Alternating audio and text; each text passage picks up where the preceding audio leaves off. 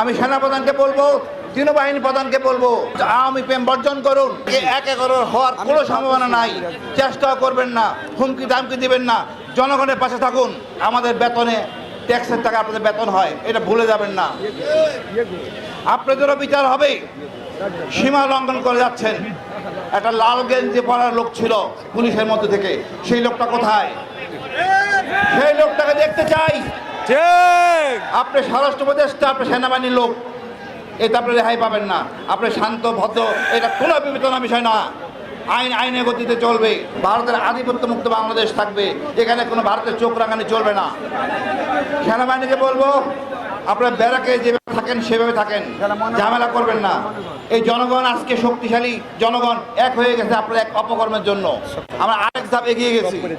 আমরা মনে করি জরুরিভাবে এদের বিচার করুন, নাহলে আপনার উপর আমার সন্দেহ থাকবে না। আনুগত্য থাকবে, বাট লজ্জার সীমা একটা ধারণ করেন। এটা বিপ্লবী সরকারের অংশ। সব সাংবাদিক ভাই আপনারা অকারণে নুরুবাইয়ের গায়ে হাত তুলেছেন, আহত করেছেন এবং যেভাবে আঘাত করেছেন হত্যা করার জন্য। আমি অনুরোধ করব বিচার বিভাগ যে আপনারা সমন্বিত হয়ে মামলা করুন। এই যে আমাদের হাসিনা ফ্যাসিস্ট এই দেশ থেকে পালিয়ে গেল আমাদের বিমান বাহিনী নিয়ে, তার জন্য আমরা কেন হাসিনাকে চলে যেতে দিলাম? এখানে আমরা কঠোর না হলে আমরা সোজা করতে পারবো না। আজকে কথা উঠেছে 14 দলকে বাতিল। আমি চাই না এই সেনাবাহিনীর জেনারেলদের বিরুদ্ধে আমরা কোনো কথা বলি। আপনারা আওয়ামী লীগের রেসপন্সার, আপনারা নতুন করে শপথবদ্ধ হন বাংলাদেশের প্রতি, ভারতের প্রতি না। আওয়ামী প্রেম বর্জন করুন। আমি সেনাপ্রধানকে বলবো, তৃণবাহিনী প্রধানকে বলবো, আপনার ভারতেশ্বরী, আপনারা ওই ঢাকেশ্বরী মন্দিরে যান, এটা আমরা পছন্দ করি না। আপনাদের আমরা সন্দেহের চোখে দেখি। কোনো এক হওয়ার কোনো সম্ভাবনা নাই, চেষ্টাও করবেন না, হুমকি দামকি দিবেন না।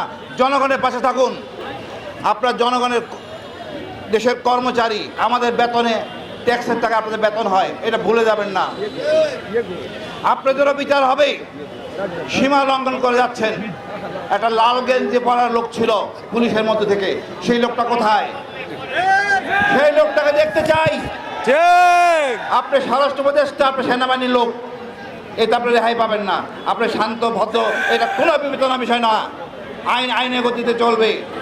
আমরা ডক্টর ইউনূস খুব ভালো মানুষ, কঠিন হতে পারেন নাই, তাই আপনারা সুবিধা নিচ্ছেন। আমি আবার বলবো, আমাদের নতুন দেশ, এই দেশটাকে আমরা এগিয়ে নিয়ে যাব। আগামী প্রজন্মের কাছে একটা সুন্দর দেশ রেখে যাব। ভারতের আধিপত্য মুক্ত বাংলাদেশ থাকবে, এখানে কোনো ভারতের চোখ রাঙানি চলবে না। সেনাবাহিনীকে বলবো, আপনারা ব্যারাকে যেভাবে থাকেন সেভাবে থাকেন, ঝামেলা করবেন না। এই জনগণ আজকে শক্তিশালী, জনগণ এক হয়ে গেছে আপনার এক অপকর্মের জন্য। আমরা আরেক ধাপ এগিয়ে গেছি। আমরা মনে করি জরুরিভাবে এদের বিচার করুন, নাহলে আপনার উপর আমার সন্দেহ থাকবে। ধন্যবাদ।